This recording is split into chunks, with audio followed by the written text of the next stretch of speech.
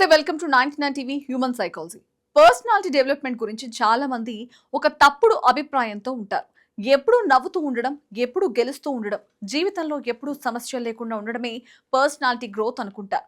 కానీ జీవితం నిజంగా అలాంటిది కాదు. ఎవరి జీవితంలోనైనా కష్టాలు, ఓటములు ఉంటాయి, అవమానాలు ఉంటాయి, మనసును గాయపరిచే అనుభవాలు కూడా ఉంటాయి. నిజానికి ఇవన్నీ లేకుండా జీవితం పూర్తిగా ఉండదు. ఒక మనిషి గొప్ప వ్యక్తిత్వం అంటే అతను ఎప్పుడూ పడిపోవడం కాదు, పడిపోయిన తర్వాత ఎంత వేగంగా లేచి నిలబడతాడో, ఎంత ధైర్యంగా మళ్ళీ ముందుకు సాగుతాడో అదే అతని అసలు వ్యక్తిత్వాన్ని నిర్ణయిస్తుంది. మనిషి పడిపోవడం సహజం, కానీ పడిపోయి అక్కడే ఉండిపోవడం సహజం కాదు. పడిపోయిన తర్వాత మళ్ళీ లేచి నిలబడడం నేర్చుకున్నప్పుడు మాత్రమే మనిషి నిజమైన బలాన్ని పొందుతాడు.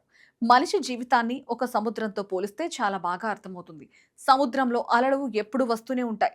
ఒక్కసారి కూడా అలలు రాకుండా సముద్రం ఉండదు. అలాగే మనిషి జీవితంలో సమస్యలు రాకుండా ఉండడం అసాధ్యం.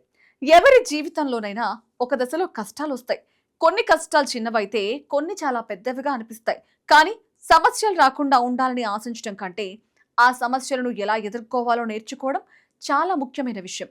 సముద్రంలోకి దిగిన ఒక నావికుడు అలలను ఆపలేడు, కానీ అలల మధ్య ఎలా నిలబడాలో, ఎలా ముందుకు సాగాలో మాత్రం నేర్చుకోవచ్చు. అలాగే జీవితంలో సమస్యలను పూర్తిగా తొలగించడం మన చేతిలో ఉండకపోయినా ఆ సమస్యల మధ్య మన మనసును ఎలా నిలబెట్టుకోవాలో మాత్రం మనం నేర్చుకోవచ్చు. జీవితంలో ఓటమి అనేది తప్పు కాదు. చాలా మంది ఓటమిని ఒక అవమానంలా భావిస్తారు. ఒకసారి ఓడిపోయినప్పుడు నా వల్ల కాదు, నేను పనికి రాని వాణ్ణి, ఇది నా స్థాయి కాదు అని అనుకుంటారు. ఈ విధంగా ఆలోచించడం వల్ల మనిషి ముందుకు వెళ్లే దారిని తానే మూసుకుంటాడు. ఒకసారి పడిపోయినప్పుడు మళ్ళీ లేచి నిలబడే ధైర్యం లేకపోతే అతను ఎప్పటికీ అదే స్థితిలో ఉండిపోతాడు. కానీ కొంతమంది మాత్రం ఓటమిని ఒక పాఠంలా చూస్తారు. నేను ఓడిపోయాను, కానీ ఇది నాకేదో నేర్పించింది, ఈ అనుభవం వల్ల నేను ఇంకా బలంగా మారగలను అని అనుకుంటారు. ఈ ఆలోచన విధానం ఉన్నవారు జీవితంలో ముందుకు సాగుతారు.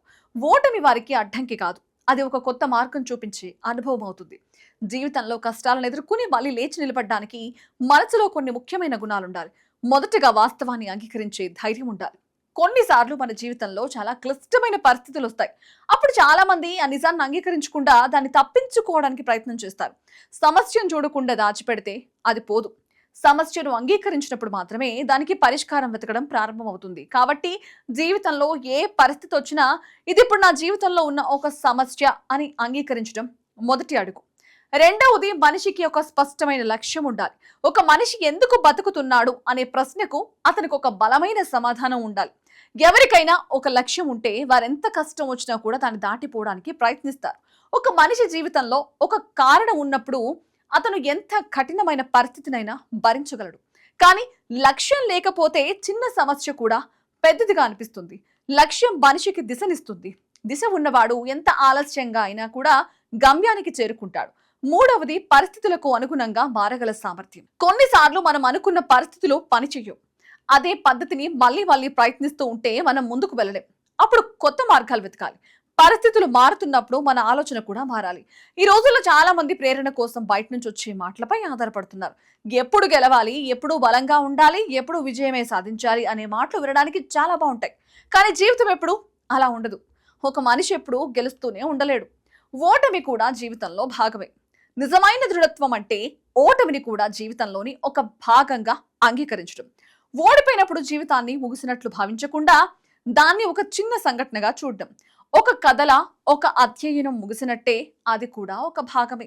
ఆ తర్వాత మరో అధ్యాయం మొదలవుతుంది. జీవితంలో భయం మనిషిని చాలా వెనక్కి లాగుతుంది.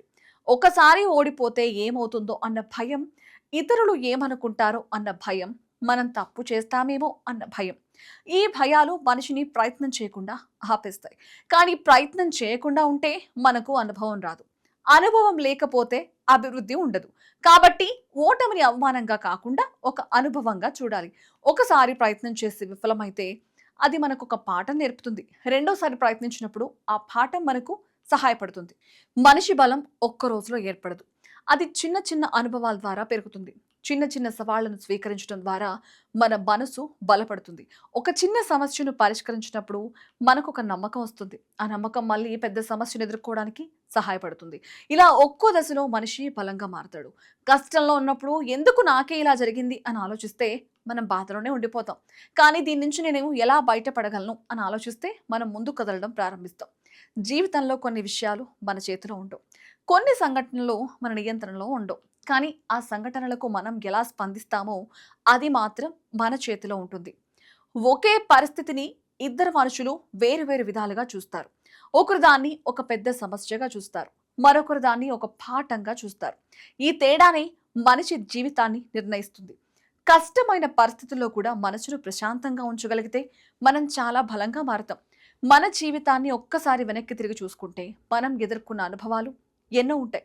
కొన్నిసార్లు మనం చాలా పెద్ద ఓటమిని కూడా ఎదుర్కొని ఉండొచ్చు. ఆ సమయంలో అది మనకు చాలా బాధ కలిగించి ఉండొచ్చు.